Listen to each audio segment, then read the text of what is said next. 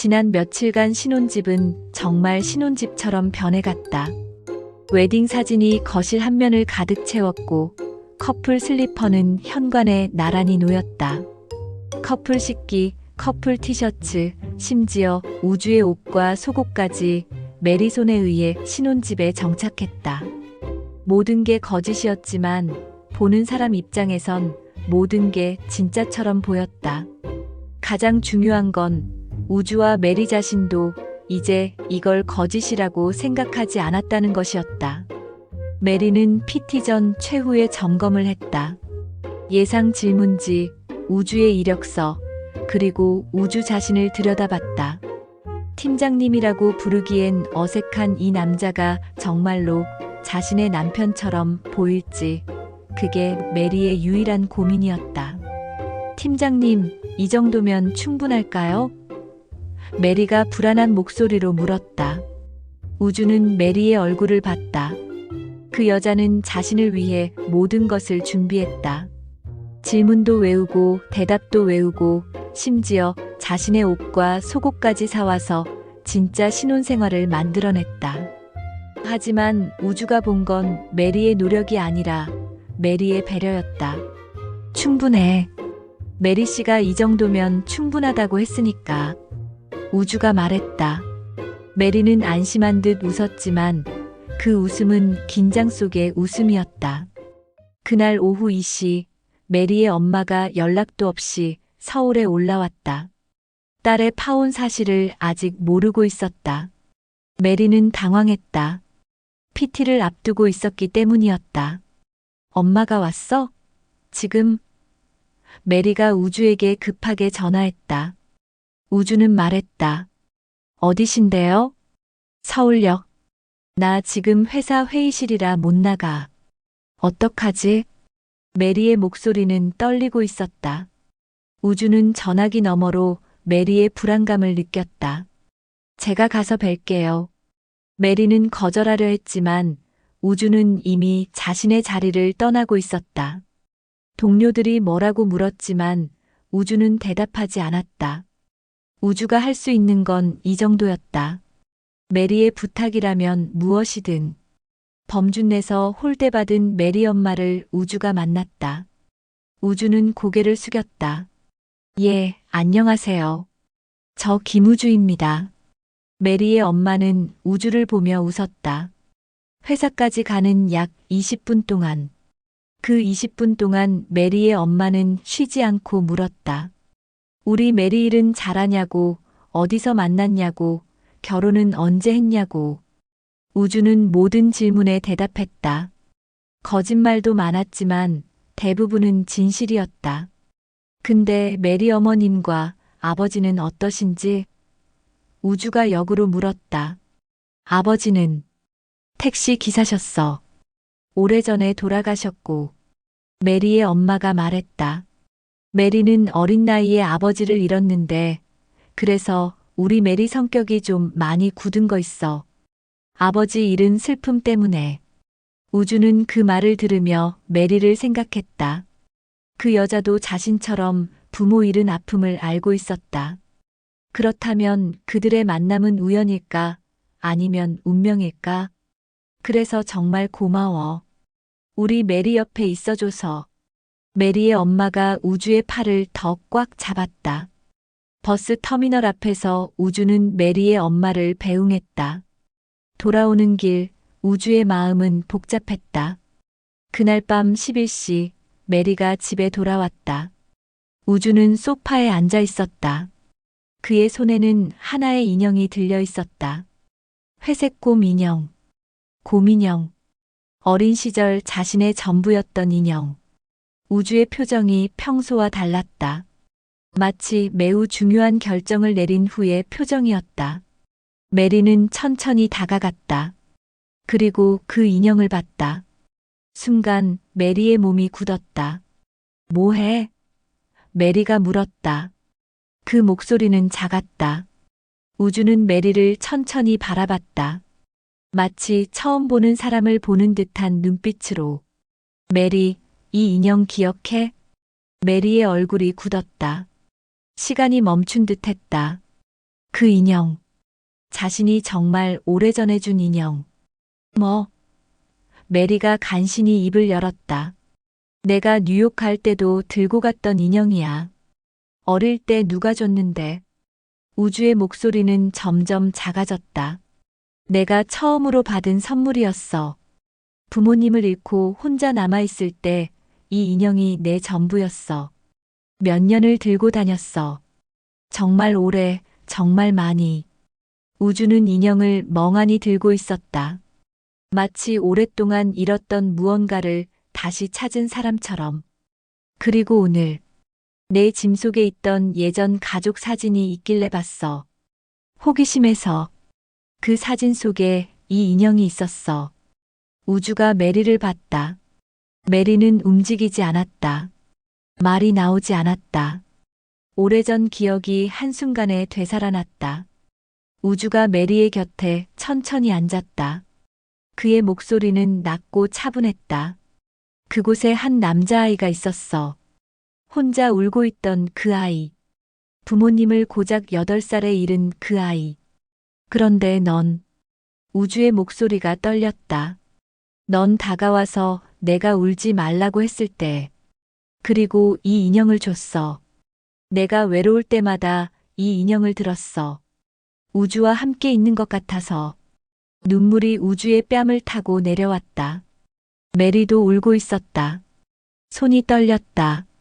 세상에 홀로 남겨진 내 마음에 혹독한 바람이 불 때면 그날 낯선 소녀가 전해준 온기로 잠시나마 평온해졌어. 몇 년을 살았어. 그 온기로. 그리고 지금 그 소녀가 너였구나. 우주가 메리의 얼굴을 들었다. 그 손가락이 메리의 눈물을 닦아냈다. 메리, 난 계약이라고 생각한 적이 없어. 처음부터 아니었어. 넌 내가 살아가는 이유였어. 아무도 모르는 그런 이유. 이 인형이 날 이어주듯이 넌 날 이어가는 거였어. 우주가 한 걸음 더 가까워졌다. 메리의 눈을 똑바로 봤다. 그 눈빛에는 두려움도 불안감도 없었다.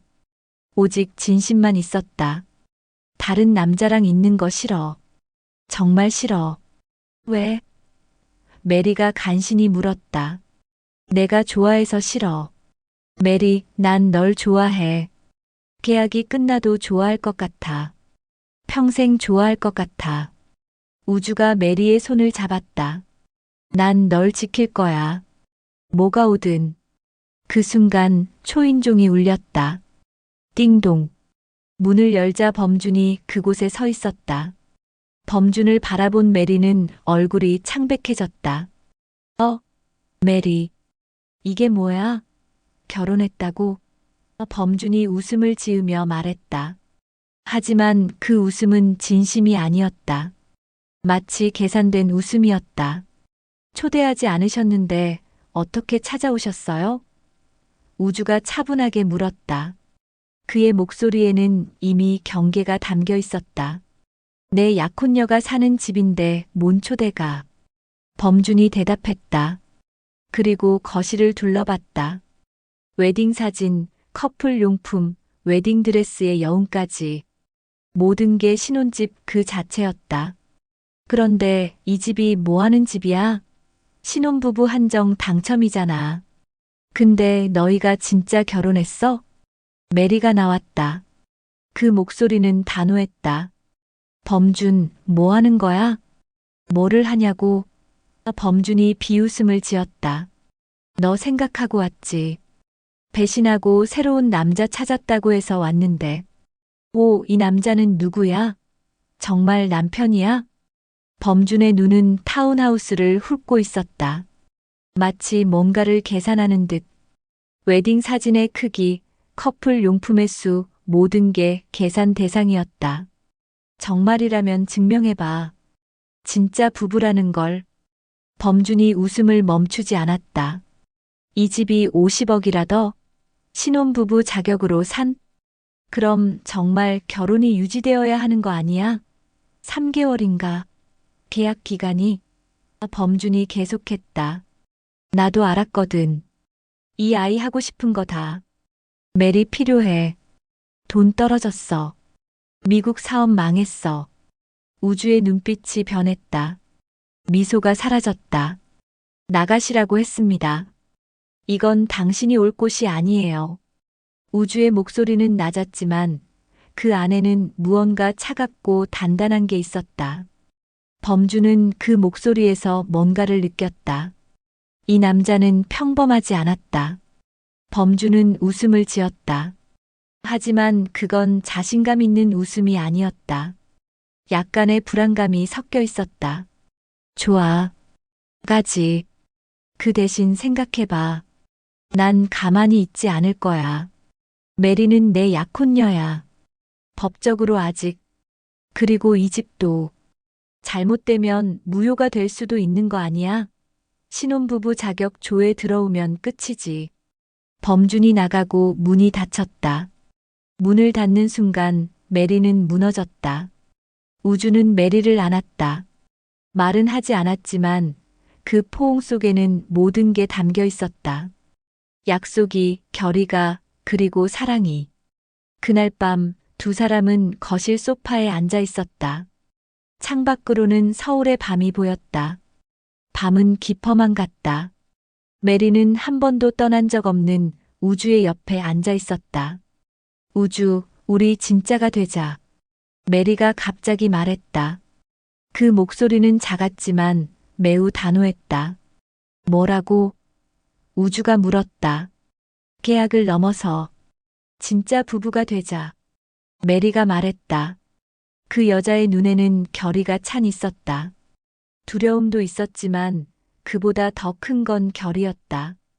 범준이가 협박하든 백상현이가 감시하든 그게 다 의미가 없을 정도로 우리가 진짜가 되면 메리, 우주가 입을 열었다. 90일 계약이 끝나도 우리 함께하자. 그게 진짜 부부가 되는 방법 아닐까? 메리가 계속했다. 계약이 아니라 선택으로. 우리가 서로를 선택하는 거로. 우주는 메리를 봤다. 그 여자의 눈에는 결의가 찬 있었다. 두려움도 있었지만 그보다 더 큰 건 결의였다. 우주가 메리의 손을 잡았다. 그리고 천천히 말했다. 알았어. 우리 진짜가 되자. 그 다음 날 우주의 휴대폰이 울렸다. 할머니였다. 우주, 넌 지금 뭐하니? 고필련의 목소리는 차분했다. 하지만 그 안에는 뭔가 다른 의도가 담겨 있었다. 뉴욕에서 왔다고 했는데 회사는 어떻게 되는 거니? 내가 너를 불러온 이유가 뭐니?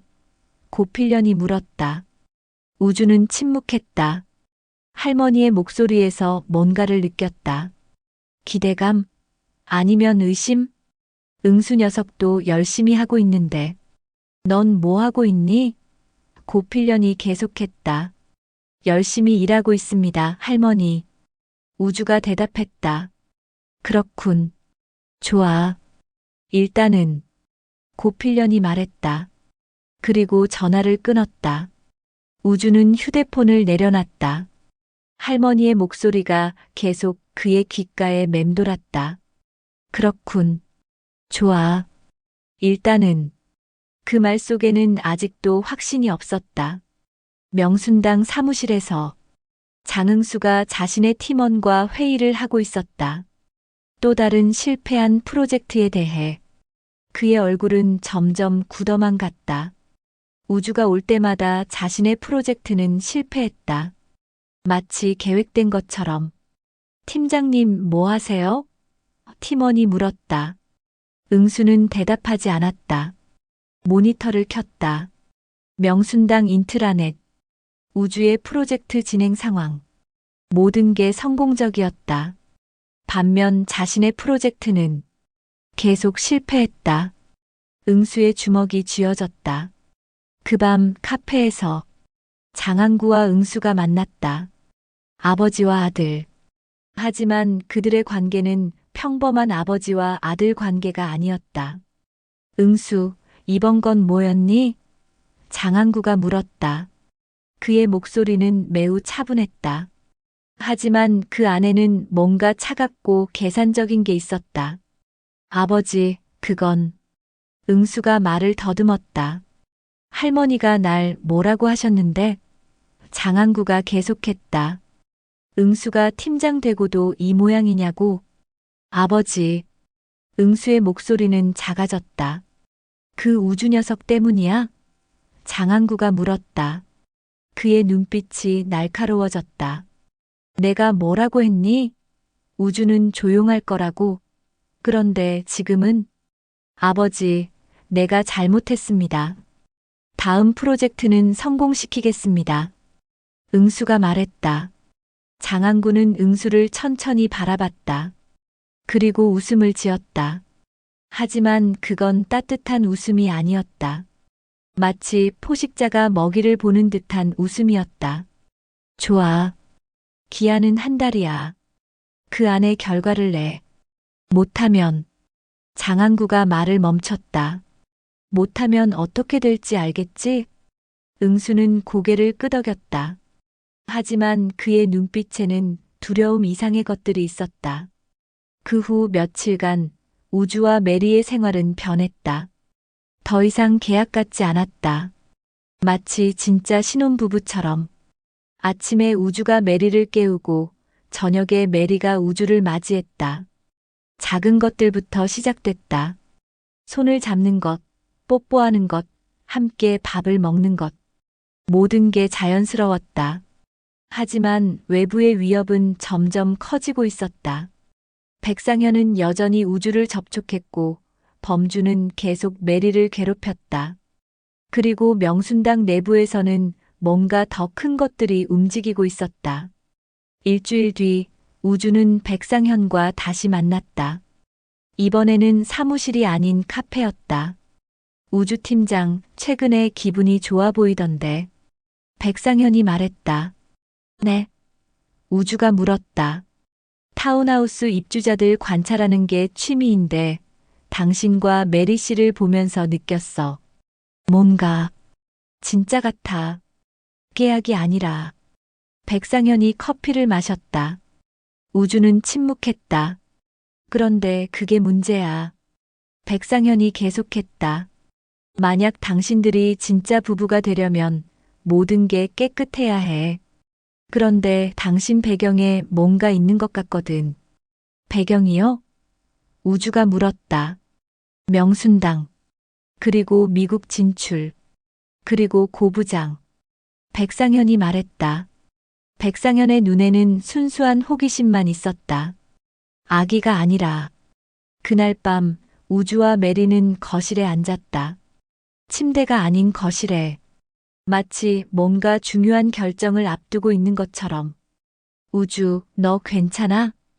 메리가 물었다. 우주는 메리의 손을 잡았다.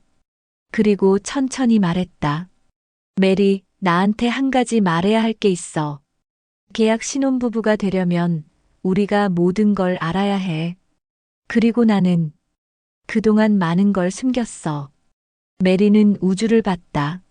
내 할머니는 명순당을 만드신 분이야.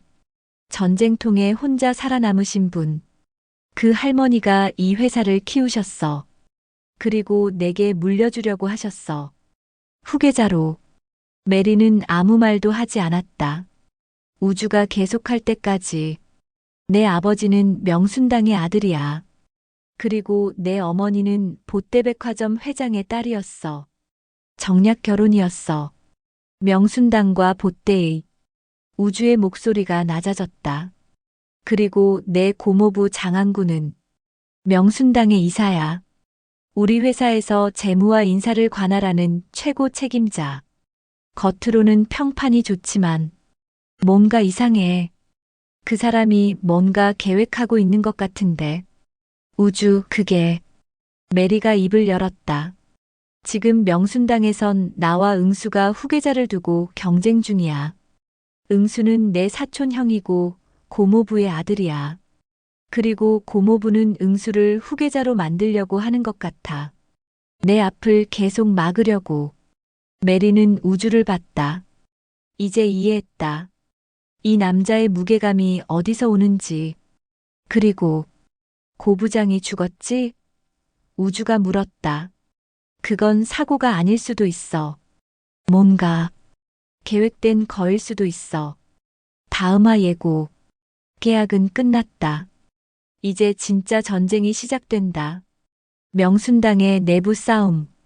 후계자를 두고 벌어지는 경쟁. 장안구의 의문스러운 의도. 고부장의 죽음. 모든 게 연결되어 있다. 그리고 우주와 메리는 이 모든 것의 중심에 있다. 우주메리미 2피 7-8에서 계속됩니다.